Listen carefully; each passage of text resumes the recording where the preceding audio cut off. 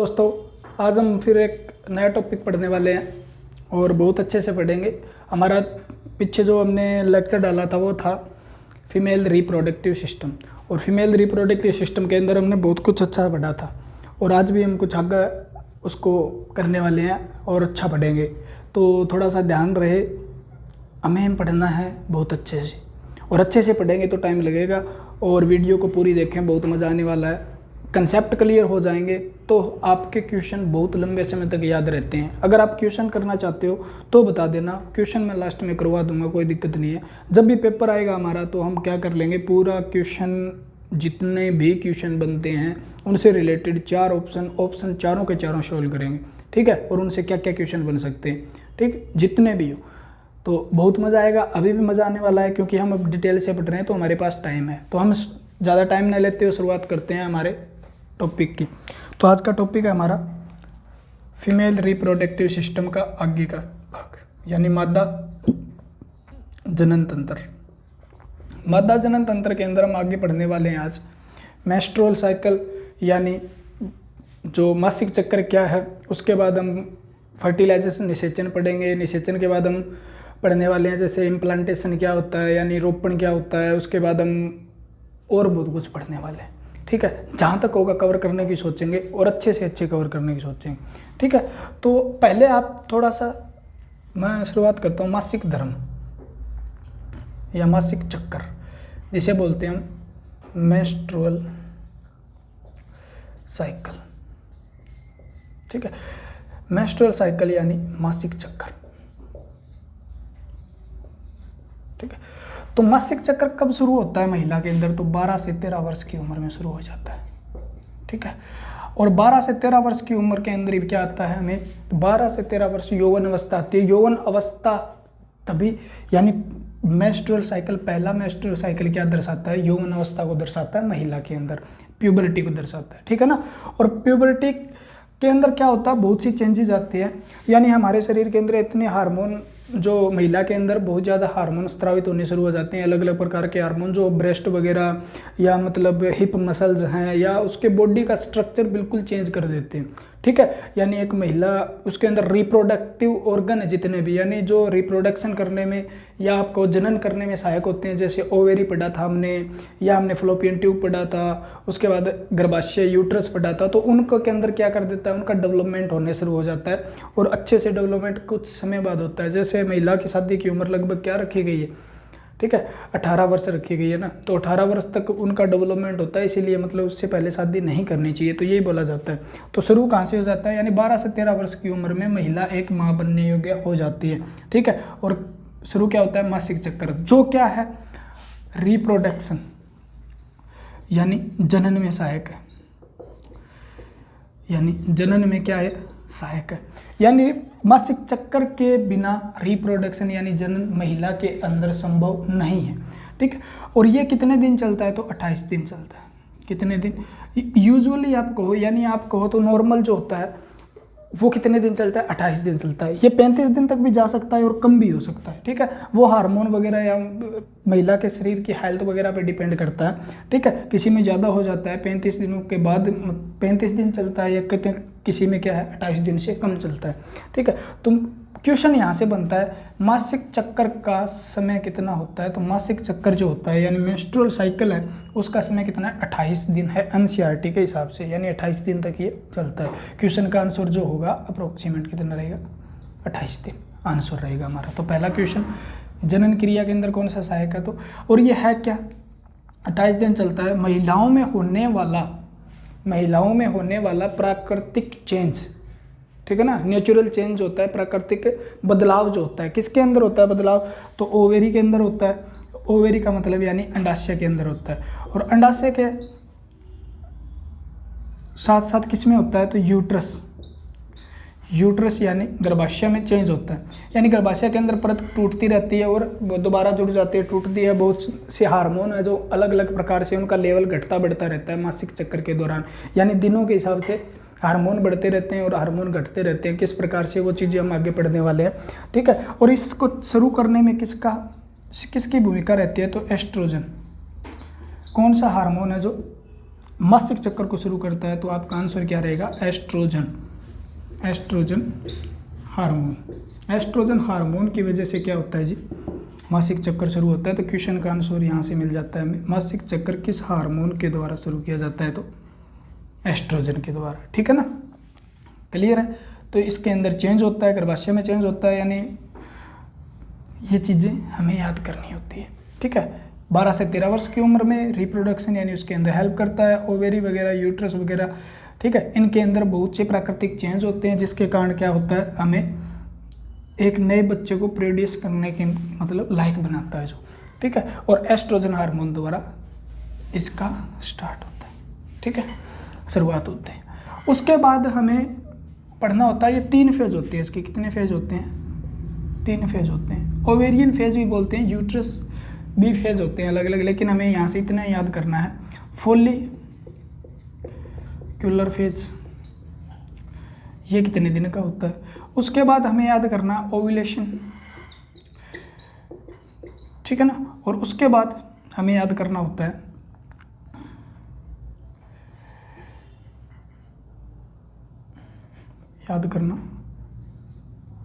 Luteal phase. ठीक है ना, तो 3 फेज है। एक का नाम क्या है, फोलिकुलर फेज, और उसके बाद ओव्यूलेशन यानी इसे बोलते हैं अंडो उत्सर्जन, और उसके बाद ल्यूटियल फेज। ठीक है, फोलिकल फेज जो होता है वो पहले 1 से लेकर 13 दिन तक चलता है। ठीक है ना, 28 दिन का औसत ले रहे हैं हम, बढ़ घट भी सकता है ये दिनों के हिसाब से, कम भी हो सकता है, ज़्यादा भी हो सकता है। ठीक है, ओव्यूलेशन जो होता है वो कितने दिन होता है, तो 14वें दिन होता है, और ओव्यूलेशन के बाद ये क्या है 28, यानी 15 से लेकर ये कितने दिन तक का होता है, 28वें दिन, यानी 13 दिन, और 13 दिन 14 के बाद ये कितने दिन और चलता है, 13 दिन। तो ये फेज होते हैं तीनों।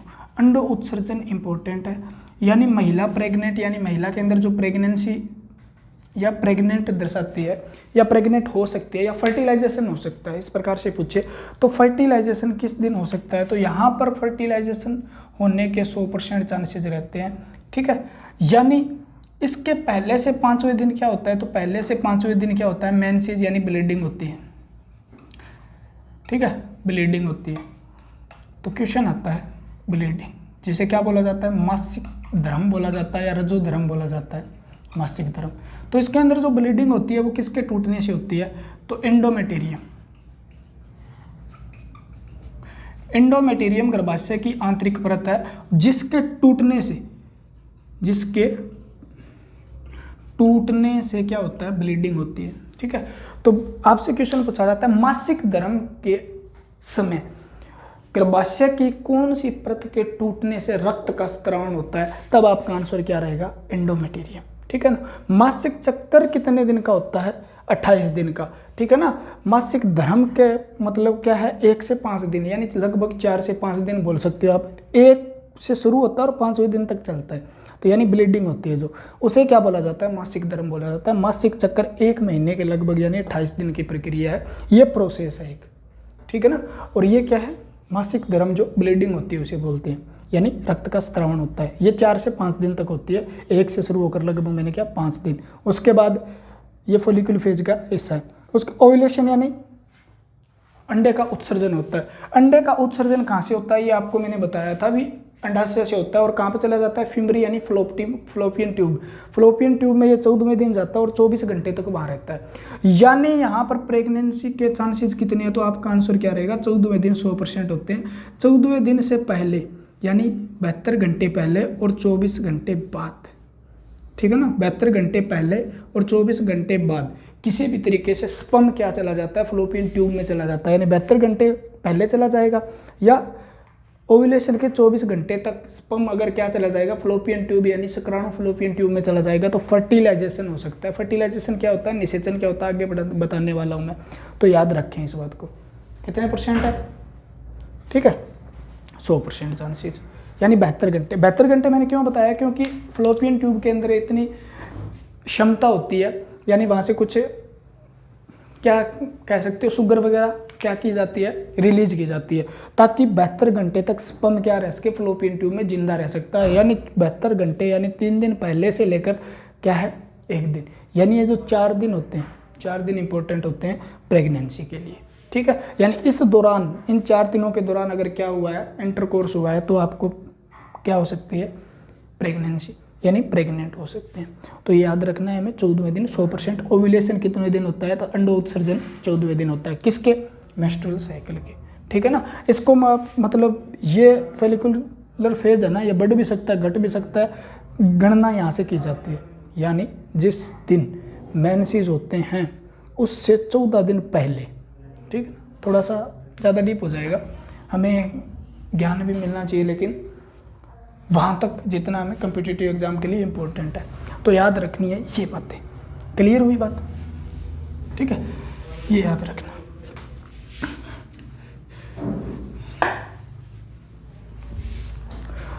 उसके बाद हमें पढ़ने होते हैं कुछ हार्मोन वगैरह, ठीक है। उसके साथ मैं फर्टिलाइजेशन भी बता दूंगा। हार्मोन हम सीक्वेंस वाइज चलेंगे, कि मतलब स्टेप बाय स्टेप चलेंगे, हमें एक के साथ एक बात याद रहे, ठीक है। तो एक हार्मोन होता है हाइपोथैलेमस ग्रंथि है, सबको पता है, हाइपोथैलेमस ग्रंथि होती है, हाइपोथैलेमस। जो हाइपोथैलेमस ग्रंथि है ना, हाइपोथैलेमस ग्रंथि से हार्मोन स्रावित होता है GnRH, जिसे क्या बोलते हैं, गोनेडोट्रोपिन रिलीजिंग हार्मोन, ठीक है ना। उसे क्या बोलेंगे, गोनेडोट्रोपिन रिलीजिंग हार्मोन। यानी गोनेडोट्रोपिन रिलीजिंग हार्मोन का मतलब क्या है, यानी गोनेडो का मतलब क्या होगा, गोनेडो का मतलब है जो किससे संबंधित है, जनन अंगों से संबंधित हमारे हार्मोन होते हैं, उसको रिलीज करवाने के अंदर किसकी भूमिका रहती है, हाइपोथैलेमस के GnRH की, ठीक है ना। इसके बाद हम क्या करते हैं, तो एक ग्रंथि होती है, ये हार्मोन किस पे हिट करता है, पिट्यूटरी ग्लैंड पे, पिट्यूटरी ग्लैंड यानी पीयूष ग्रंथि जिसे बोला जाता है, ठीक है। पीयूष ग्रंथि से फिर क्या होता है, पीयूष ग्रंथि से 2 हार्मोन निकलते हैं, जिसका नाम क्या है, LH FSH, ठीक है ना। यानी अब इंपॉर्टेंट है, GnRH कहाँ से स्रावित होता है, तो हाइपोथैलेमस से एक क्वेश्चन बनता है। दूसरा क्वेश्चन बनता है पिट्यूटरी ग्रंथि से FSH कहाँ से स्रावित होता है, या LH कहाँ से स्रावित होता है, ये किससे संबंधित है, तो जनन अंगों से संबंधित हार्मोन है, और ये कहाँ से, पिट्यूटरी ग्रंथि से। और पिट्यूटरी ग्रंथि के भी किस भाग से होता है, इंटीरियर पार्ट जो होता है, या इंटीरियर लोब जिसे बोलते हैं, उससे यानी अग्रभाग से स्रावित होते हैं, ठीक है। और ल्यूटिनाइजिंग हार्मोन क्या करता है, तो इसको देखो, ल्यूटिनाइजिंग हार्मोन और फॉलिकल स्टिमुलेटिंग हार्मोन, ये पीछे मैंने बता दिया था, फॉलिकल उत्प्रेरक हार्मोन, ठीक है ना। और ल्यूटिनाइजिंग हार्मोन का मतलब पिछला लेक्चर देख लेना आप, इनकी फुल फॉर्म वगैरह सारा कुछ लिखा है। तो मैं यहाँ पे थोड़ा सा लंबा लेक्चर नया हो जाए, इसलिए कट कर रहा हूँ इस बात को। LH हार्मोन क्या करता है, ये जाके ओवेरी पे इफेक्ट करेंगे, प्रभाव डालेंगे, और ये भी किस पे प्रभाव डालेगा, ओवेरी यानी अंडाशय पे, किस पे डालेंगे, अंडाशय, और ये भी किस पे डालेगा, अंडाशय पे। जब क्या होता है, अंडाशय के ऊपर ये प्रभाव डालते हैं, तो ये ओवेरी के अंदर जो क्या पाया जाता है, ग्राफियन फॉलिकल पाया जाता है, ग्राफियन फॉलिकल को उत्प्रेरित करते हैं, और इससे क्या करता है, एक हार्मोन स्रावित होता है, एस्ट्रोजन, ठीक है ना। इससे क्या स्रावित होता है, एस्ट्रोजन हार्मोन स्रावित होता है, ठीक है, याद रखना आसान है। यानी पिट्यूटरी ग्रंथि से 2 हार्मोन निकले, ओवेरी पे किया, ओवेरी के अंदर का भाग है कि ग्राफियन फॉलिकल, अब बता दूंगा आगे में, थोड़ा सा समझते जाओ, एक से एक लिंक हो जाएगा क्वेश्चन। ग्राफियन फॉलिकल से क्या निकलता है, एस्ट्रोजन। आपसे क्वेश्चन पूछा जाता है एस्ट्रोजन हार्मोन कहाँ से रिलीज होता है, या कहाँ से सिक्रेशन होता है, या कहाँ से स्रावित होता है, तो आपका आंसर क्या रहेगा, ओवेरी से। अगर ओवेरी ऑप्शन में नहीं, तो ओवेरी का भाग है ग्राफियन फॉलिकल, ठीक है ना। तो ग्राफियन फॉलिकल कहाँ पाए जाते हैं, तो अंडाशय में, और अंडाशय में ग्राफियन फॉलिकल जो होते हैं वो क्या करते हैं, एस्ट्रोजन हार्मोन का स्रावण करते हैं। एक तो ये हो गया। उसके बाद ओवेरी, ये FH भी फॉलिकल देख लो, याद रख लो यहाँ से, ग्राफियन फॉलिकल, ये भी किस पे प्रभाव डालता है, ग्राफियन फॉलिकल, और इसको क्या करता है, ये इसकी ग्रोथ करता है, ठीक है ना। और ग्रोथ करता है, तो इस ग्राफियन फॉलिकल के जैसे ही ग्रोथ करता है, तो ग्राफियन फॉलिकल के अंदर ही क्या होता है, अंडाणु यानी ओवम होता है, ठीक है ना, क्या होता है, ओवम। तो उसकी भी क्या करता है, ये ग्रोथ करता है। तो इंपॉर्टेंट है फोलिक FSH, ठीक है, किसकी ग्रोथ करने में सहायक है, ओवम की, ठीक है। और साथ में किसकी ग्रोथ कर रहा है, ग्राफियन फॉलिकल की, तो ये इसकी ग्रोथ करता है और ओवम। और ये दूसरा क्या करता है, एस्ट्रोजन हार्मोन स्रावित करने में सहायता करता है, क्योंकि ग्राफियन फॉलिकल पे दोनों के दोनों क्या कर रहे हैं, इफेक्ट कर रहे हैं। जब ये ओवम का भी क्या कर रहा है, विकास कर रहा है। क्लियर हुई बात ना। तो हमारा ये भी क्वेश्चन आता है FSH का कार्य क्या है, तो ग्राफियन फॉलिकल का विकास करवाना और अंडाणु का विकास करवाना। दोनों बात अगर क्लियर हुई तो आगे चले। अब यहाँ से क्या होगा, देखो एक यहाँ से समझ लेते हैं थोड़ा सा। ये आपकी है ओवेरी यानी अंडाशय, इसके बाहर वाले भाग को क्या कहते हैं, इसको कोर्टेक्स, इसको मेडुला कहते हैं, ठीक है। और इस कोर्टेक्स भाग में क्या पाए जाते हैं, आपके ग्राफियन फॉलिकल पाए जाते हैं। क्या पाए जाते हैं, ग्राफियन, ओवेरियन फॉलिकल भी बोलते हैं। ये क्या है, मैं यहाँ पे लिखता हूँ ग्राफियन फॉलिकल पाए जाते हैं, ठीक है। अब ग्राफियन फॉलिकल के अंदर क्या होता है, तो ग्राफियन फॉलिकल के अंदर होता है ओवम, यानी ये क्या है, ओवम यानी अंडाणु, ठीक है। छोटा लिख रहा हूँ, कोई दिक्कत नहीं है, बोर्ड पे स्पेस कम रह जाएगा, लेकिन मैं बोल रहा हूँ, ध्यान रखिए। ओवम, यहाँ पर कौन से हार्मोन अटैक कर रहे हैं, यानी यहाँ पर दो हार्मोन आ रहे हैं जिसका नाम है FSH LH, ठीक है। और यहाँ से एक हार्मोन निकल रहा है जिसका नाम क्या है, एस्ट्रोजन। एस्ट्रोजन, एस्ट्रोजन हार्मोन क्या काम करेगा, एस्ट्रोजन हार्मोन यानी ये हार्मोन कब स्रावित होना शुरू हो जाते हैं, 12 से 13 वर्ष, जिस वक्त प्यूबर्टी आती है, यौवन अवस्था आती है, उस वक्त हार्मोन क्या होना शुरू हो जाते हैं, स्रावित होना शुरू हो जाते हैं। उसके बाद LH और FSH स्रावित होगा, उसके बाद एस्ट्रोजन बहुत ज़्यादा मात्रा में स्रावित होना शुरू हो जाएगा। कहाँ से, इस ग्राफियन फॉलिकल से। यानी ये कहाँ से आए, पिट्यूटरी ग्लैंड से। और इन्होंने क्या किया, ग्राफियन फॉलिकल पर अटैक किया, इन्होंने क्या किया, एस्ट्रोजन, और इसके साथ साथ इसका क्या किया, थोड़ा इसको बढ़ा दिया, ठीक है ना। इसकी क्या हो गई, ग्रोथ हो गई। और इसके अंदर किसकी ग्रोथ हो गई, साथ साथ में ओवम की, ठीक है ना, ओवम की ग्रोथ हो गई। यानी ओवम की ग्रोथ होने के बाद, जब मैंने बताया अभी, जो मासिक चक्कर जो होता है ना, मेस्ट्रुअल साइकिल, उसके 14वें दिन क्या होता है, उसके 14वें दिन ओव्यूलेशन होता है। यानी मैं यहाँ पे इसको बना देता हूँ इस प्रकार से, ठीक है ना। ये 14वें दिन क्या हो जाता है, ग्राफियन फॉलिकल फट जाता है, ठीक है ना। ग्राफियन फॉलिकल फटेगा तो इसके अंदर जो ओवम था वो क्या निकल कर चला गया, बाहर चला गया, ठीक है। और इस फटने के बाद कौन से दिन हुआ, ये 14वें दिन हुआ। 14वें दिन इसके अंदर से बाहर निकल गया, क्या निकल गया, ये ओवम। और इसे क्या बोलेंगे, ओव्यूलेशन बोलते हैं। हमने कहा था ना, समझा दूंगा कहीं ना कहीं। अंड उत्सर्जन बोलते हैं इसे, या अंडो उत्सर्जन बोलते हैं, ठीक है ना। तो ये निकल कर कहाँ चला जाएगा, तो यहाँ पर जो भाग होगा वो क्या होगा, फ्लोपियन ट्यूब का फिम्बरी होगा। यहाँ पे ये फ्लोपियन ट्यूब होगी, ये कहाँ चला जाएगा, इसके अंदर चला जाएगा। समझ में आ रही है बात। और इसके बाद ये जो बचा हुआ भाग है इसका ग्राफियन फॉलिकल का, ये इसके अंदर क्या आ गया, अंदर आ गया। और अंदर आने के बाद इसे क्या बोलेंगे, यानी ओव्यूलेशन के बाद ग्राफियन फॉलिकल को क्या कहा जाता है, तो कॉर्पस ल्यूटियम। क्या कहा जाता है, कॉर्पस ल्यूटियम। कॉर्पस ल्यूटियम मतलब कॉर्पस ल्यूटियम, ठीक है। समझते जाओ, क्वेश्चन सारे कर लेंगे। कॉर्पस ल्यूटियस, फिर ल्यूटियम क्या करता है, फिर ये करता है बहुत ज़्यादा हार्मोन स्रावित, और जो हार्मोन है प्रोजेस्टेरोन। और प्रोजेस्टेरोन के साथ साथ, क्योंकि एस्ट्रोजन तो यहाँ से स्रावित हो रहा है, तो ये भी किसका भाग है, ग्राफियन फॉलिकल का। तो यहाँ से भी क्या होता है, एस्ट्रोजन हार्मोन स्रावित होता है, ठीक है, एस्ट्रोजन।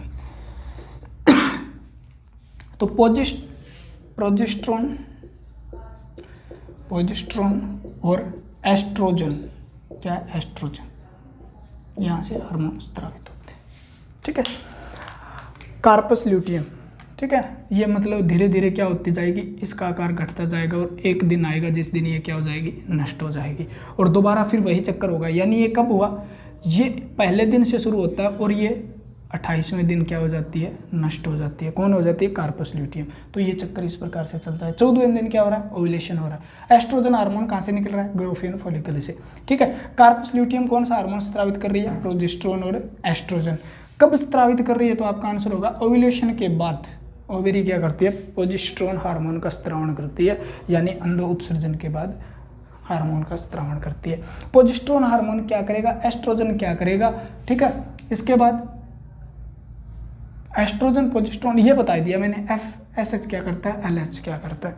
तो थोड़ा सा ध्यान दें, इस बात पे भी काम आएगी।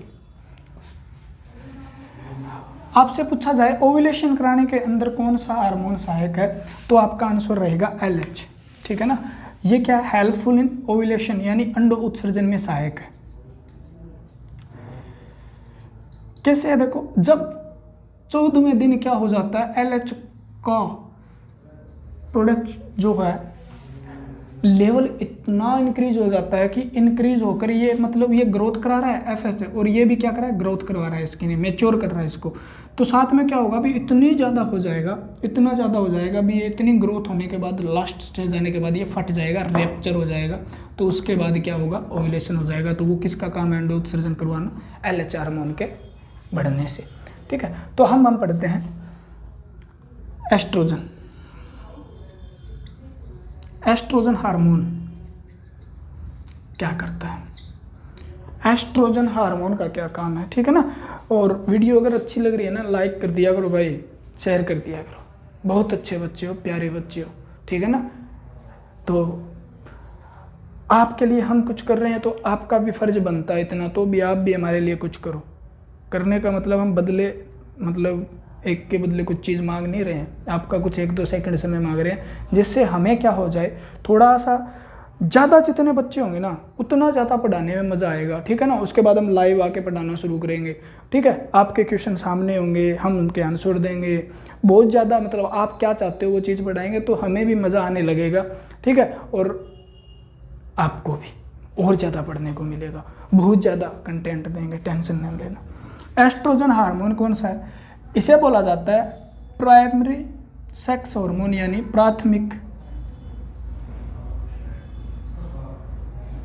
प्राथमिक जनन हार्मोन। इसे क्या बोला जाता है, प्राथमिक जनन हार्मोन। दूसरा एस्ट्रोजन क्या करता है, महिलाओं के अंदर जो सेकेंडरी कैरेक्टर है ना, सारे के सारे द्वितीय लक्षण, ठीक है, उनका क्या करता है, विकास करता है, उनको विकसित करता है। ठीक है, महिलाओं की आवाज़ को पतली रखना एस्ट्रोजन हार्मोन का काम है। उसके बाद ब्रेस्ट का मतलब क्या करवाना, ब्रेस्ट का डेवलपमेंट करवाना, यानी स्तनों का विकास करवाना, जो हिप मसल्स है उनका विकास करवाना, ओवेरी जो है उसका विकास करना। उसके बाद यूट्रस है, यानी जो भी हैं, तो यहाँ पे लिख सकते हो आप, इसका काम है जनन अंगों का विकास करवाना, महिलाओं के अंदर सारे के सारे द्वितीय लक्षणों को विकसित करना। ठीक है, द्वितीय लक्षण क्या होते हैं, पहले दिन प्यूबर्टी के अंदर बता दिया था मैंने, जनन अंगों का विकास करना, यानी पूरे शरीर का डेवलपमेंट जो हो रहा है एक महिला की तरह। ठीक है ना, शरीर को एक महिला की तरह बनाना, वो कौन से हार्मोन का काम है, एस्ट्रोजन हार्मोन। इसीलिए इसे क्या बोला जाता है, प्राथमिक जनन हार्मोन बोला जाता है। ठीक है, और एस्ट्रोजन के क्या काम है, तो आपको लिखना है, ये जो है ना, जैसे जनन अंगों के अंदर मैं बता दूं आपको, फलोपियन ट्यूब का विकास कराता है, ओवेरी का विकास करवाता है, यूट्रस गर्भाशय का विकास करवाता है, वेजाइना कैनाल जो होती है उसका विकास करवाता है, सर्विक्स का विकास करवाता है। ठीक है, सर्वाइकल कैनाल का विकास करवाता है, वो कौन करवाता है, एस्ट्रोजन हार्मोन करवाता है। ठीक है, उसके बाद एस्ट्रोजन हार्मोन क्या करता है, मैंने बताया था, मेंस्ट्रुअल साइकिल यानी मासिक चक्कर को शुरू करता है, मासिक चक्कर को शुरू करता है, ये भी याद रखना। तो एस्ट्रोजन हार्मोन के ये काम है। स्रावित कहाँ से होता है, तो आपका आंसर देना है Graafian follicle, Graafian follicle, Graafian follicle लिख लो यहाँ पे, ग्राफियन फॉलिकल से ये स्रावित होता है। ठीक है, और ग्राफियन फॉलिकल से स्रावित होता है। अगर ग्राफियन फॉलिकल ऑप्शन में नहीं है तो वो आसान सा क्वेश्चन पूछने की कोशिश करेगा। तो ग्राफियन फॉलिकल हमें पता है किसका भाग है, अंडाशय। तो आप ऐसे भी कह सकते हो ये किस से स्रावित होता है, अंडाशय से स्रावित होता है। ठीक है ना, तो ये है एस्ट्रोजन हार्मोन था जिसके बारे में हमने कुछ पढ़ना था। ठीक है, यहाँ से ज़्यादा इससे ज़्यादा क्वेश्चन नहीं पूछे जा सकते। ठीक है, प्राथमिक जनन hormone most and most important कहा जाता है। प्राथमिक मादा जनन हार्मोन लिख लो तो और भी अच्छा रहेगा।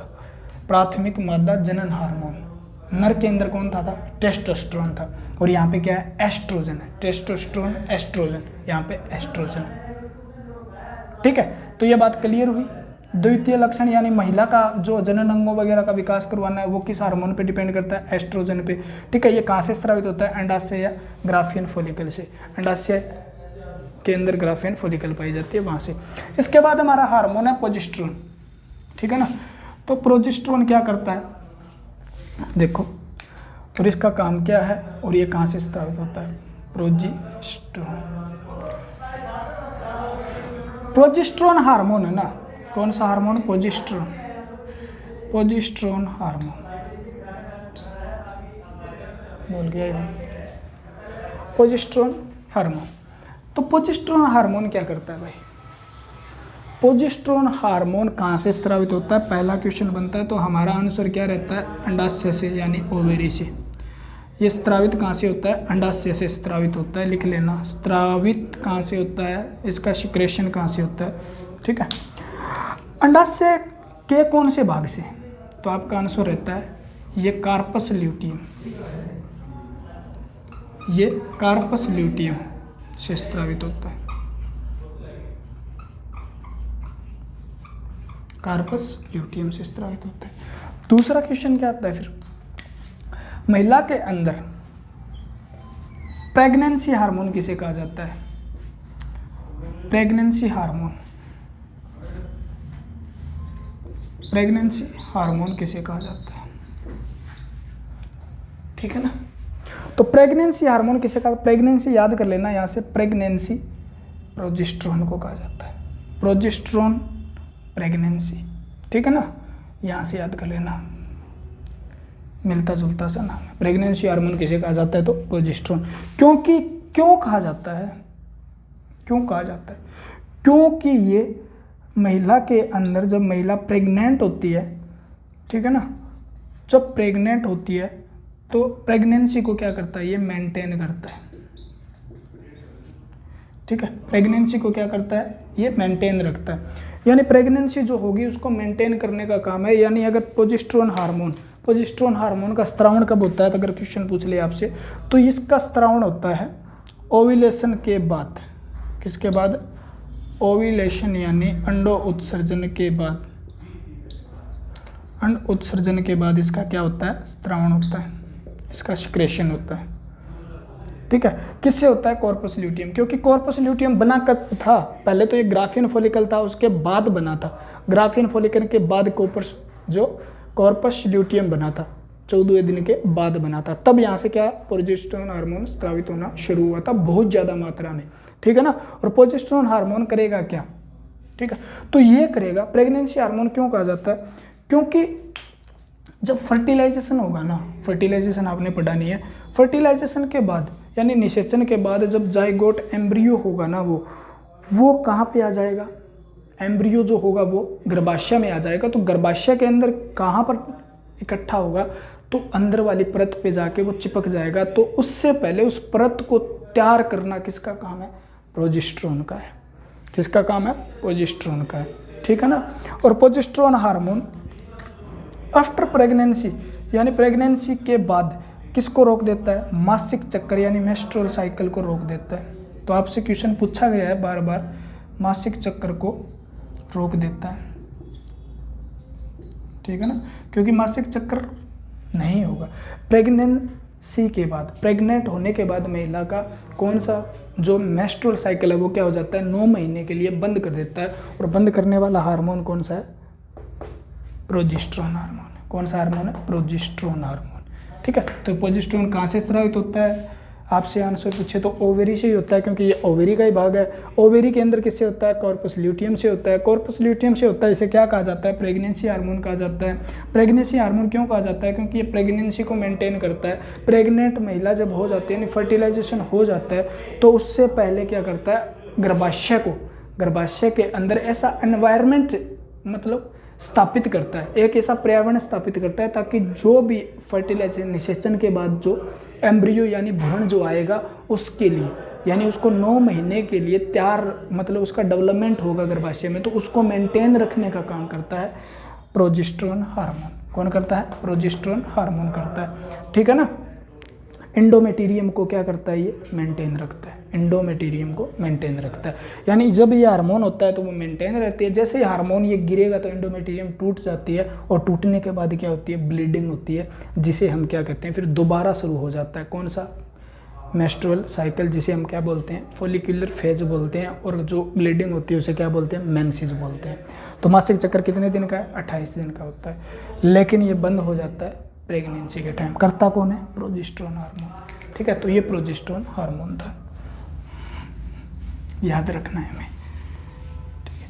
आप देख रहे हो ना वीडियो, तो परेशान होने की जरूरत नहीं है। परेशान होने का मतलब क्या है?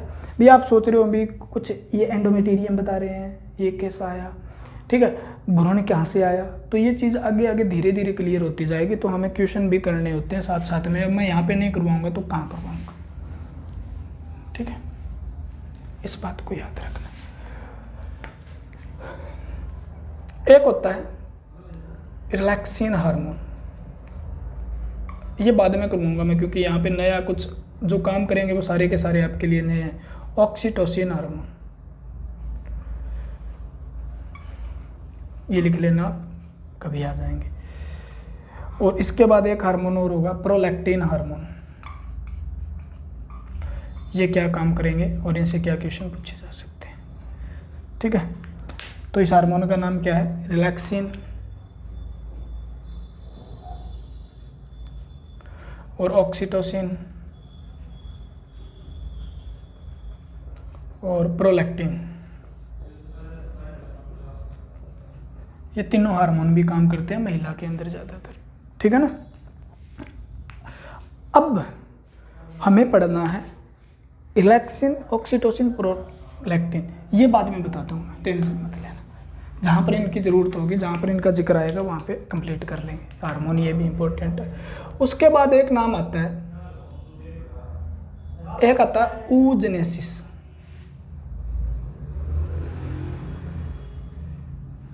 और एक आता है स्पर्मेटोजेनेसिस। और इनसे पहले एक नाम आता है जिसका नाम है गैमेटोजेनेसिस। ये टर्म याद करनी जरूरी है। इसे बोलते हैं युग्मक जनन, ठीक है, अब याद कर लो इसको। उसके बाद इसे बोलते हैं अंडजनन, और इसे बोलते हैं शुक्राणु जनन, ठीक है। ये प्रक्रिया किस में होती है? तो आपको याद रखना है फीमेल के अंदर होती है, मादा के अंदर होती है। ये प्रक्रिया किसके अंदर होती है? तो आपको याद रखना है मेल यानी नर के अंदर होती है, ठीक है। यानी इनके दोनों का जो है युग्मक जनन। गैमेट क्या बोलते हैं? जैसे ये गैमेट का मतलब है युग्मक। युग्मक वो है जो क्या है, आप कह सकते हो एक कोशिका है। कोशिका कौन सी? एक जनन कोशिका है जिसका निर्माण होना है। यानी एक गैमेट का फॉर्मेशन यानी युग्मक का निर्माण क्या कहलाता है? गैमेटोजेनेसिस कहलाता है, ठीक है। और गैमेटोजेनेसिस जो होता है नर में अलग होता है और मादा में अलग होता है। नर में जो होता है उसे क्या बोलते हैं? स्पर्मेटो। यानी वहाँ पर किसका निर्माण होता है?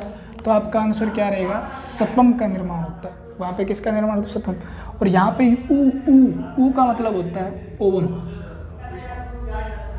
ठीक है। और जिनेसिस जहाँ पे भी आए उसका मतलब क्या होगा? ऑस्टियोजेनेसिस पढ़ा था हमने, ठीक है ना। तो जिनेसिस जहाँ पे शब्द आएगा उसका मतलब होता है फॉर्मेशन, याद रख लेना, ठीक है। यहाँ पे ऊ का मतलब ओवम का क्या हो रहा है? फॉर्मेशन। इस क्रिया को क्या बोलते हैं? Ovum formation. यानी ओवम का अंडाणु का निर्माण की क्रिया जो होती है उसे क्या कहा जाता है? A process formation of ovum.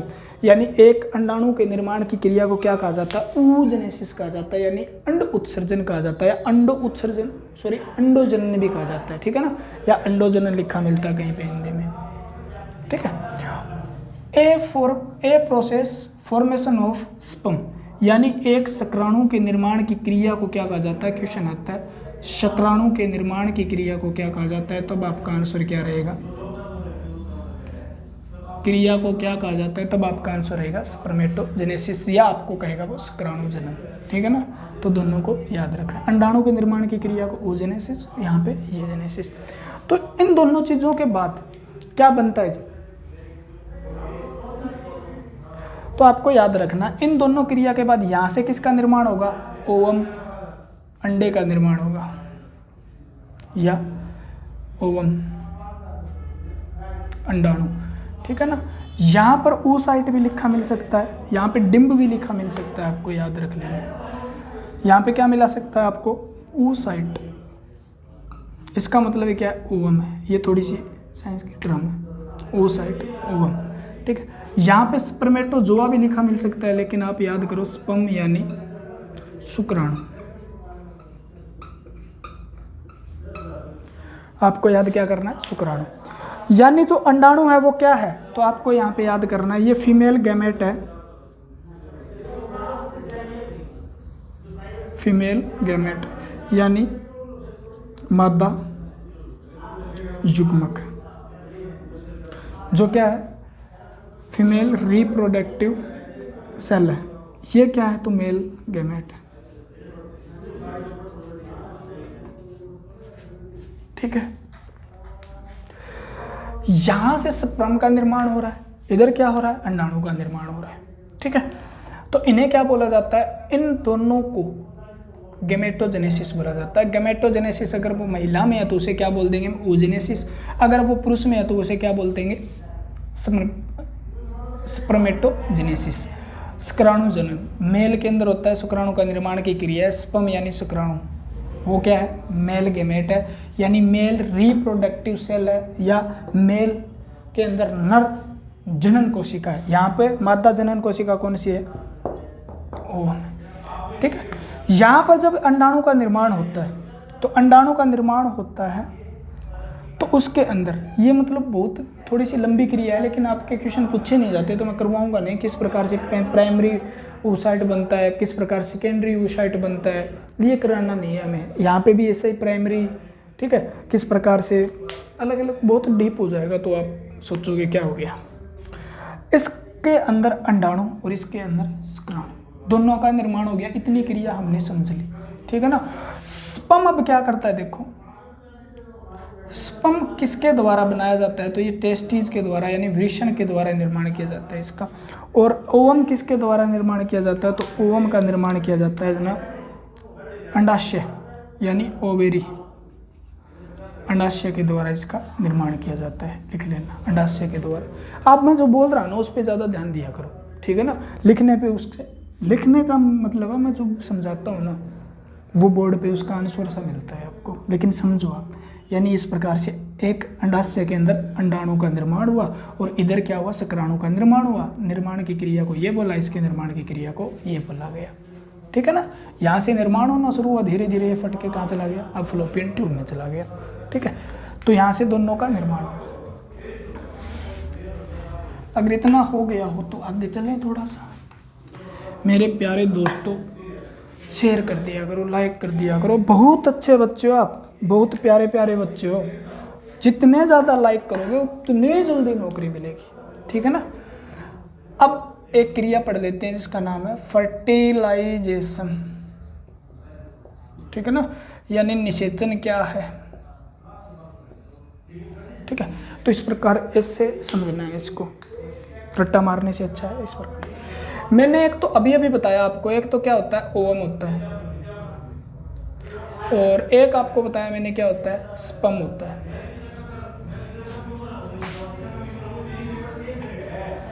एक क्या होता है? स्पर्म होता है, ठीक है।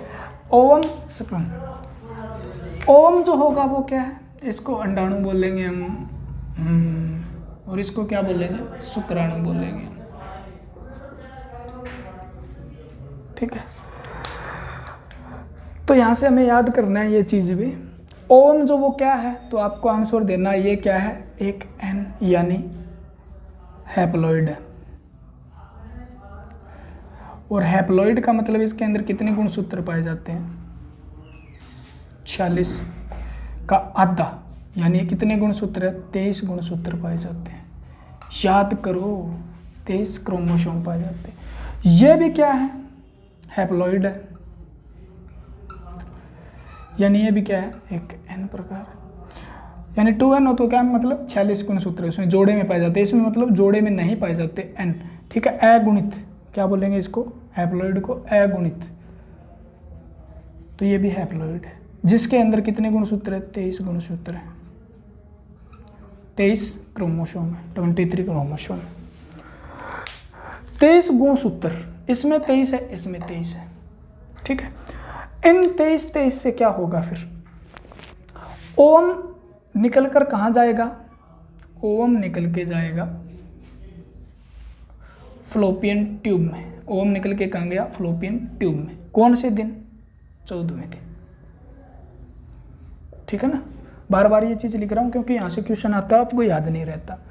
और स्पर्म जब भी क्या हुआ, ये क्या है, टेस्टिस से चला, टेस्टिस से चलते चलते पेनिस के माध्यम से कहाँ चला गया, ये मतलब वेजाइनल जो कैविटी होती है उसके माध्यम से गर्भाशय से होता होता होता होता या कहाँ पे चला गया, फ्लोपियन ट्यूब में चला गया। कहाँ पे चला गया, फ्लोपियन ट्यूब में, ठीक है। यानी ओम था वो यहाँ से निकला, यहाँ से निकल कर कहाँ चला गया, फ्लोपियन ट्यूब में चला गया। और इधर से इस प्रकार से ये मान लो ओवेरी है, ठीक है।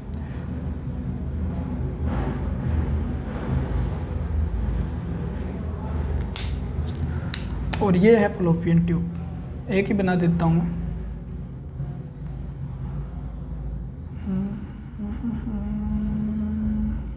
ये है फ्लोपियन ट्यूब, ठीक है। एक इधर ओवेरी, ये ओवेरी है, और ये क्या है, यूट्रस है, ठीक है। ये इसका ऊपर का भाग है, इसे ऐसे कर देते हैं इसको, ये फंडस। ये क्या है, फ्लोपियन ट्यूब है, और फ्लोपियन ट्यूब का एम्पुला भाग बना देता हूँ मैं चाहे। यहाँ से ओम निकला देखो, और ऐसे ऐसे करते सीलिया के माध्यम से यहाँ पे आ गया।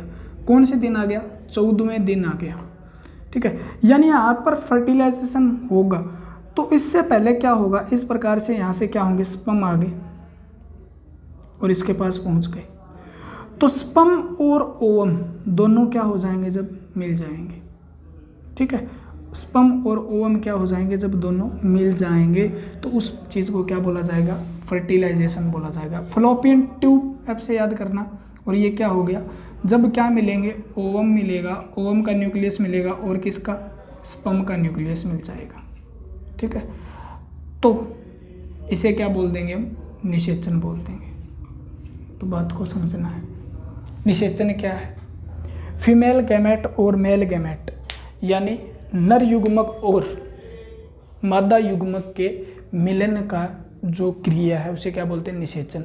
यानी मिलने के बाद जाइगोट के निर्माण की क्रिया, जो जाइगोट के निर्माण की क्रिया है, यानी जाइगोट बनते को क्या बोलते हैं, फर्टिलाइजेशन यानी निषेचन बोलते हैं। तो निषेचन कहाँ होता है, मोस्ट एंड मोस्ट इंपॉर्टेंट है, 3-4 बार बता चुका हूँ। फर्टिलाइजेशन कहाँ होता है, फ्लोपियन ट्यूब में होता है, यहाँ पे होता है, ठीक है। यानी फ्लोपियन ट्यूब में क्या था, ये एन था और ये भी क्या आया था, एन आया था।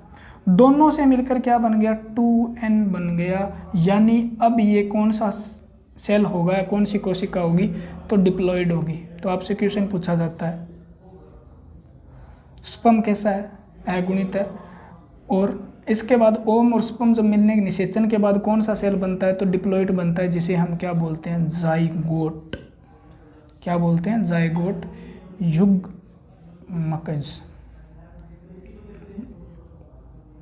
ठीक है ना, ऐसा ऐसा नाम है, जाइगोट बोलते हैं, ज़्यादातर जाइगोट याद रखना, अच्छा नाम है। अब जाइगोट है वो क्या है, 2n है, याद रखना, ठीक है ना। इसके अंदर दोनों के गुण है, क्योंकि 23 गुणसूत्र यहाँ से, 23 गुणसूत्र यहाँ से। इस जाइगोट में कितने गुणसूत्र है, 46 गुणसूत्र है, और आपको पता भी है कितने गुणसूत्र होते हैं, 46 होते हैं, ठीक है ना। कितने गुणसूत्र होते हैं, 46 गुणसूत्र होते हैं। किस में होते हैं, तो आपका आंसर क्या रहेगा, 46 गुणसूत्र मानव में पाए जाते हैं।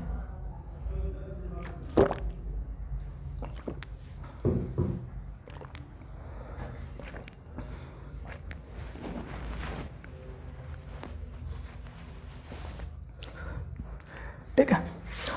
अब फर्टिलाइजेशन के बाद यहाँ बन गया जाइगोट, और जाइगोट फर्टिलाइजेशन होने के बाद जाइगोट कहाँ तक, यहाँ तक 7 दिन तक ठहरेगा।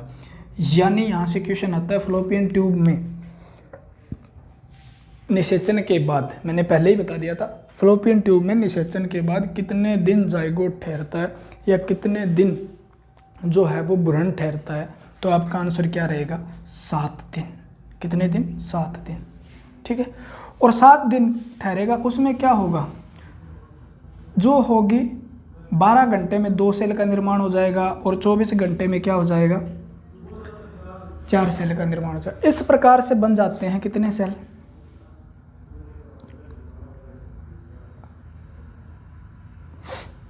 8 से 16 सेल कोशिका।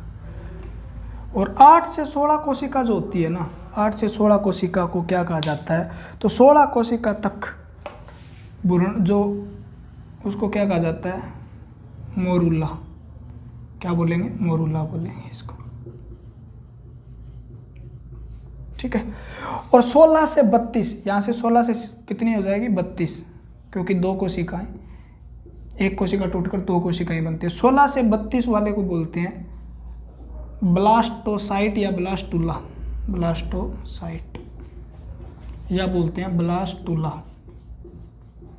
ठीक है। और 32 कोशिका के बाद जब इसका क्या हो जाता है, ब्लास्टुला का निर्माण हो जाता है, तो ये कहाँ पर आकर चिपक जाता है, तो ये यहाँ से इसका निर्माण हो गया, ये सेल थोड़ा क्या हो गया, बड़ा हो गया, ठीक है। और बड़ा होने के बाद ये 7 दिन बाद, कौन से दिन, 7 दिन बाद, ठीक है ना, यानी यहाँ पर आकर चिपक जाएगा, ठीक है ना। और इसे क्या बोलेंगे अब, एम्ब्रियो यानी भ्रूण बोलते हैं इसको। यानी बात क्लियर हो रही है क्या, यानी कितने दिन बाद, 7 दिन बाद, ठीक है ना। ये कहाँ पर आ जाएगा, यहाँ पर आके। ये परत कौन सी है, तो आपका आंसर क्या है, एंडोमेटीरियम है, एंडोमेटीरियम। यानी भ्रूण जो है कितने दिन बाद एंडोमेटीरियम से जुड़ जाता है, तो आपका आंसर क्या रहेगा, निषेचन के 7 दिन बाद। निषेचन के बाद जो कोशिका का निर्माण होता है, यानी जिस कोशिका का निर्माण होता है, ये क्या है, एक ही कोशिका है, इसके केंद्रक दोनों मिल गए, गुणसूत्र के 46, तो इस कोशिका का नाम क्या, तो जाइगोट है, ठीक है।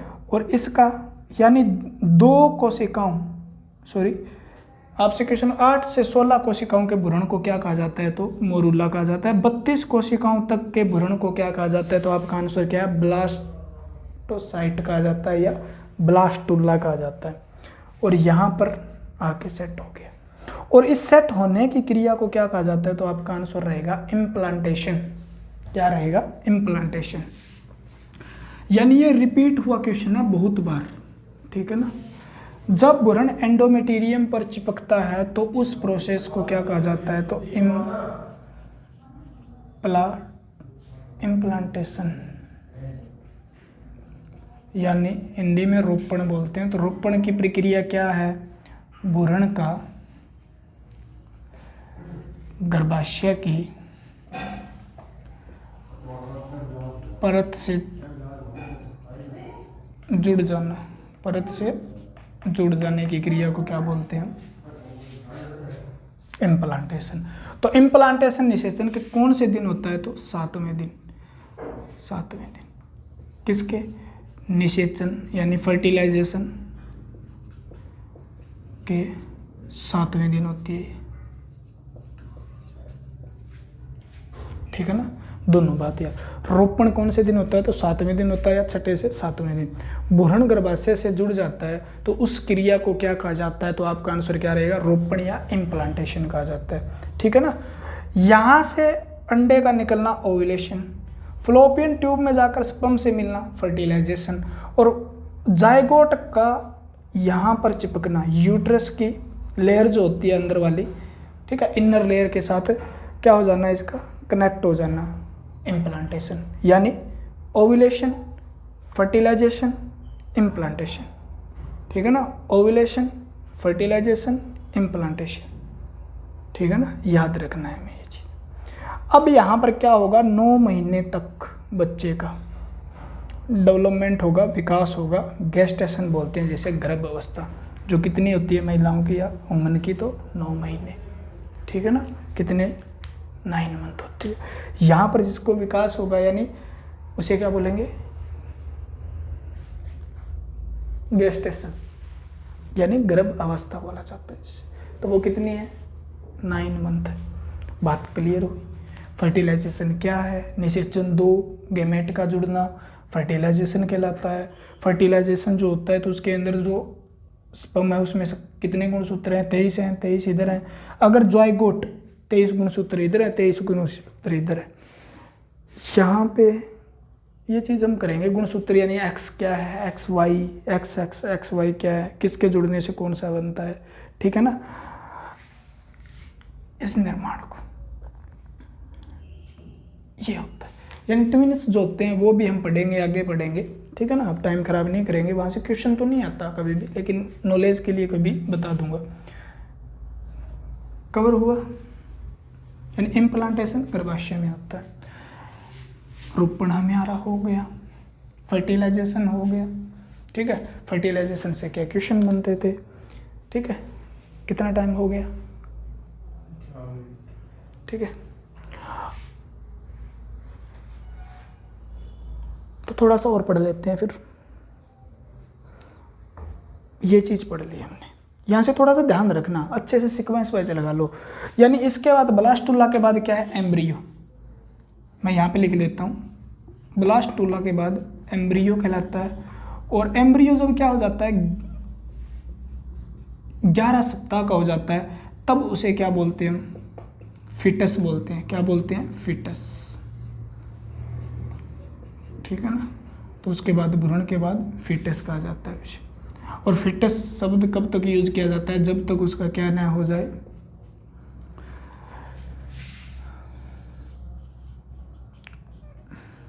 पार्टुरेशन, पार्चुरेशन भी बोलते हैं इसे।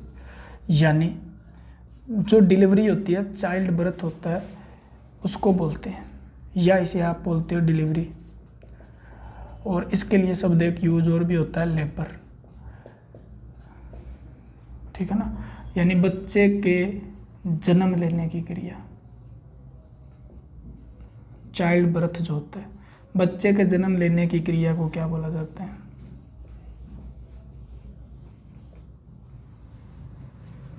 ठीक है, डिलीवरी जिसे कहा जाता है। यानी जैसे बच्चा क्या होगा, 9 महीने का होगा तो वो माँ के पेट से बाहर आएगा। यानी पेट क्या, आप कहोगे जी गर्भाशय से बाहर आएगा वेजाइनल केविटी के माध्यम से। और उस वक्त उस क्रिया को क्या कहा जाएगा, तो उसे कहा जाएगा पार्ट्यूशन, ठीक है, जिसे डिलीवरी बोला जाता है सिंपल लैंग्वेज में, ठीक है। तो वो क्या है, वो डिलीवरी तक क्या कहलाएगा, फिटस ही कहलाएगा। ये कवर था हमारा यहाँ तक, जन्म लेने तक। यानी यहाँ से बनने की प्रक्रिया कैसे थी भी, ओवम कैसे बना ये तो हमने पढ़ा। ओवम बनने के बाद स्पर्म कैसे बना ये भी हमने पढ़ा। स्पर्म और ओवम मिले कैसे, कहाँ मिले ये भी हमने पढ़ा। मिलने के बाद किसका निर्माण हुआ ये भी हमने पढ़ा। मिलने के बाद उसको क्या कहा गया, जाइगोट। किस प्रकार से 8 से 6 कोशिका का जब जाइगोट बन जाता है तो उसे क्या बोला जाता है, मोरूला। फिर 32 कोशिका का हो जाता है तो उसे ब्लास्टुला। फिर आगे थोड़ा थोड़ा और कहते हैं लेकिन हमें उतना डीप नहीं जाना। उसके बाद एम्ब्रियो कहा जाता है। एम्ब्रियो का मतलब भ्रूण है। क्या मतलब है उसका, भ्रूण है, यानी भ्रूण हत्या जिसे आप बोलते हो, ठीक है। तो वहाँ पर भ्रूण शब्द किसके लिए, एम्ब्रियो के लिए। भ्रूण हत्या नहीं होती क्या, ठीक है। तो भ्रूण जो है वो कब तक कहा जाता है, उसे 11 तक। उसके बाद यानी 11 सप्ताह तक उसे फिटस कहा जाता है। कब तक कहा जाता है, जब तक उसका क्या ना हो जाए, यानी चाइल्ड का बर्थ ना हो जाए, उसका जन्म ना हो जाए। जन्म लेने की क्रिया को क्या बोला जाता है, पार्चुरेशन, ठीक है। और उसे बच्चे जन्म तक उसे क्या उसके बाद उसे क्या बोला जाता है, शिशु बोला जाता है। क्या बोला जाता है, चाइल्ड, न्यू बॉर्न बेबी बोल देते हैं, या उसे फिर क्या बोलते हैं, बेबी बोलते हैं। उसके बाद आपको पता ही है, बेबी के बाद आपका क्या बचपन आएगा, फिर आप जवान हो जाओगे, फिर आप बुढ़े हो जाओगे, फिर आप चले जाओगे, ठीक है ना, टाइम की बात है। तो कहाँ से लेकर कहाँ तक क्या बना, ये चीज़ हमने पढ़ी है, ठीक है। शुक्राणु कैसे बना, अंडाणु कैसे बना, इन चीज़ों के बारे में 2 मिनट में बता देता हूँ। बाकी ये चीज़ मैं पढ़ा दूंगा वहाँ पे जब हम सेल डिवीजन करेंगे।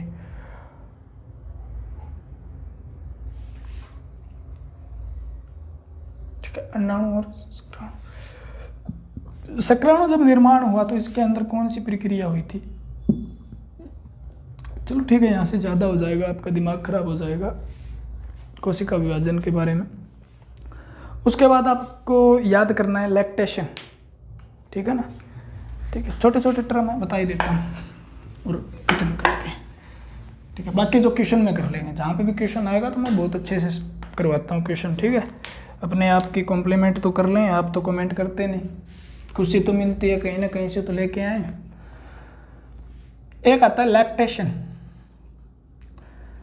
ठीक है ना, लैक्टेशन। कोई भी चीज़ है ना, आपने सोचा होगा वो रह गई, रही नहीं है, वो मुझे पता है कहाँ पे करवानी है, ठीक है ना। आप सोच रहे हो कोई चैप्टर पूरा हो गया, वो चीज़ रह गई, मुझे पता है कहाँ पे करवानी है, कहाँ पे आपको समझ आ सकती है, ठीक है ना।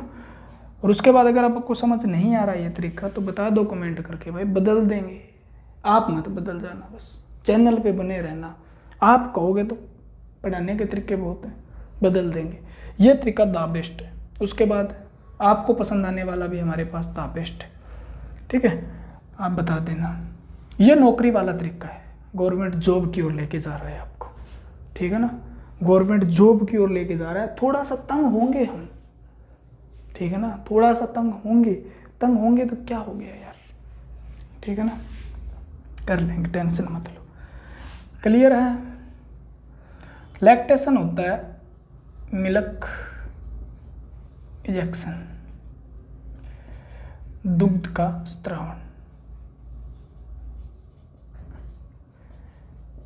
दुग्ध के स्त्रावण की क्रिया को क्या है, प्रोसेस ऑफ मिल्क इंजेक्शन, उसके क्रिया को क्या बोला जाता है, लैक्टेशन। और ये शब्द आपको पता भी है किसके लिए प्रयोग होता है, लैक्ट, ये दूध के लिए प्रयोग होता है, इसका मतलब होता है वैसे वाइट, ठीक है ना। तो ये मिल्क, जहाँ पे भी लैक्टोबैसिलस बैक्टीरिया कहाँ पाए जाते हैं, लैक्टेशन क्या है, प्रोलैक्टिन क्या है, ठीक है ना। और उसके बाद आप पढ़ते हो लैक्टोमीटर क्या है, ठीक है, लैक्टोबैसिलस क्या है, लैक्टिन प्रोटीन कहाँ पाया जाता है, लैक्टोज शर्करा कहाँ पाई जाती है, तो ये चीज़ें पढ़ते हैं, ठीक है। तो दुग्ध का स्त्रावण, यानी दुग्ध का स्त्रावण, milk injection from mammary gland, आपका सतनों से दूध के स्त्रावण की क्रिया को क्या बोला जाता है, तो आपका आंसर क्या रहेगा, लैक्टेशन कहा जाता है, ठीक है। और लैक्टेशन जो होता है उसके अंदर हार्मोन कौन से सहायता करते हैं, तो ऑक्सीटोसिन इंपॉर्टेंट है, बहुत बार क्वेश्चन पूछा गया है, ऑक्सीटोसिन हार्मोन। और दूसरा होता है प्रोलैक्टिन हार्मोन। ये देखो ये शब्द आ गया, यहाँ से याद कर लेना। ये हार्मोन ऑक्सीटोसिन हार्मोन क्या करता है, मैंने बताया था पीयूष ग्रंथि से स्रावित होता है। कहाँ से स्रावित होता है, पीयूष ग्रंथि से। और ये काम क्या करता है, प्रोलैक्टिन हार्मोन काम क्या करता है, तो ये दोनों हार्मोन कहाँ से स्रावित होते हैं। तो आप एक क्वेश्चन का आंसर इसका देना, मैं इसका बता देता हूँ, ये पीयूष ग्रंथि से होता है, ठीक है। इसका आंसर बताना आपको कमेंट में, क्योंकि एक क्वेश्चन देंगे तो कमेंट तो कम से कम दोगे आप। प्रोलैक्टिन कहाँ से स्रावित होता है, गूगल बाबा से सर्च कर लेना भाई, गूगल, ठीक है। तो ऑक्सीटोसिन हार्मोन पीयूष ग्रंथि से स्रावित होता है, इसे लव हार्मोन कहा जाता है, लव हार्मोन कहा जाता है, ठीक है, लव हार्मोन भी कहा जाता है इसे। पीयूष ग्रंथि से स्रावित होता है और काम क्या है इसका, दूध का स्त्रावण करवाना। कहाँ से, स्तन ग्रंथियों से, स्तन ग्रंथियों से दूध का स्त्रावण कराना किसका काम है, ऑक्सीटोसिन और प्रोलैक्टिन का, ठीक है ना। और ऑक्सीटोसिन को लव हार्मोन इसलिए कहा जाता है क्योंकि ये बच्चे के प्रति माँ का प्यार जागृत करता है। यानी बच्चे के प्रति माँ का, अपने बच्चे के प्रति माँ का जो प्यार होता है ना, वो किस हार्मोन की वजह से होता है? वो ऑक्सीटोसिन वजह से होता है। यानी जब भी उसे क्या होगा, बच्चा रो रहा होगा तो माँ को क्या आएगी? फीलिंग आएगी कि बच्चा रो रहा है, उसके प्रति प्यार ज़्यादा होगा तो ये ज़्यादा स्त्रावित होगा, तो वहाँ पे क्या हो जाए? दूध के निर्माण की क्रिया शुरू हो जाती है और दूध का स्त्रावण होना शुरू होगा। किस हार्मोन से? ऑक्सीटोसिन। तो लव हार्मोन किसे कहा जाता है? ऑक्सीटोसिन हार्मोन को कहा जाता है। ठीक क्या? उसके बाद एक रिलैक्सिन हार्मोन होता है, हार्मोन में करवा दूंगा वो और डीप हो जाएगा। ठीक है। एक क्वेश्चन पूछा जाता है आपसे, यहाँ से कुछ क्वेश्चन रह जाते हैं, कुछ क्रिया रहती है। एक होता है HCG, ठीक है ना, इसका मतलब होता है ह्यूमन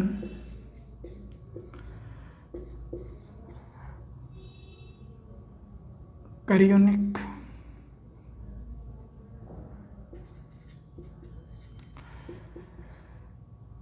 गोनेडोट्रोपिन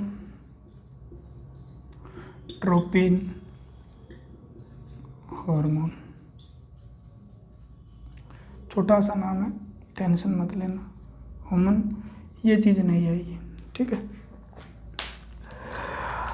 ये हार्मोन जब स्त्रावित होता है जब महिला प्रेग्नेंट हो जाती है, यानी प्रेगनेंसी के कितने दिन बाद? 3-4 दिन बाद शुरू होता है, ठीक है। जिस हार्मोन की वजह से वोमिटिंग वगैरह भी होती है, ऑक्सीटोसिन हार्मोन, यानी हार्मोन बहुत ज़्यादा हो जाते हैं, उससे वोमिटिंग होती है। तो यहाँ से क्वेश्चन पूछा गया, किस हार्मोन, यानी जो प्रेगनेंसी किट है वो यूरिन के अंदर कौन से हार्मोन की उपलब्धता को दर्शाता है? यानी जो प्रेगनेंसी किट से जो प्रेगनेंसी टेस्ट की जाती है वो किस हार्मोन की वजह से की जाती है? तो HCG। अलग अलग किट अलग अलग हार्मोन से बनी होती है, लेकिन ज़्यादातर ये क्वेश्चन आता है, ठीक है ना, रिपीट हुआ है। तो इस हार्मोन यानी यूरिन के अंदर इस हार्मोन की मात्रा बढ़ जाती है और ये हार्मोन जब उस प्रेगनेंसी किट के संपर्क में आता है तो वो क्या करता है? उसका कलर चेंज कर देता है, ठीक है ना। तो उसे HCG यानी ये हार्मोन है तो महिला क्या है? प्रेग्नेंट है। ये हार्मोन नहीं है क्योंकि ये स्त्रावित कब होता है? प्रेगनेंसी के बाद, इसीलिए इस हार्मोन की यूरिन में पाया जाता है, ये मूत्र में पाया जाता है। क्लियर हुई बात? ठीक है। इसके बाद हमारा 2-4 बातें और भी रहती है। प्लेसेंटा क्या रहता है, ठीक है, क्वेश्चन में जैसे ही हम क्वेश्चन करेंगे उस दिन उनको क्लियर करवा दूंगा, पूरा लेक्चर खराब नहीं करेंगे आप अगले वाला। उसके बाद एम्बिकल कॉर्ड क्या है, उसके बाद हमारा रहता है एम्बिकल कॉर्ड रह गया, गर्भनाल जिसे बोलते हो, प्लेसेंटा रह गया, अपरा बोलते हो जिसे आप। 2 चीज़ तो ये रह गई, ठीक है। कुछ चैप्टर और भी रहता है इसका, ठीक है ना। जब हमें थोड़ा सा अच्छा रिस्पांस मिलेगा तो ये भी करवा देंगे, ठीक है। और आप अच्छा रिस्पांस दिलाओगे, आपका फर्ज बनता है, ठीक है। तो आज के लिए इतना ही, लेक्चर बहुत लंबा हो जाएगा, आप देख नहीं पाते, अपन तो ऐसे ही हैं, थोड़ा सा ज़्यादा पढ़ाने में इंटरेस्ट रखते हैं। तो आज के लिए इतना ही, धन्यवाद। भगवान आपका दिन शुभ रखे।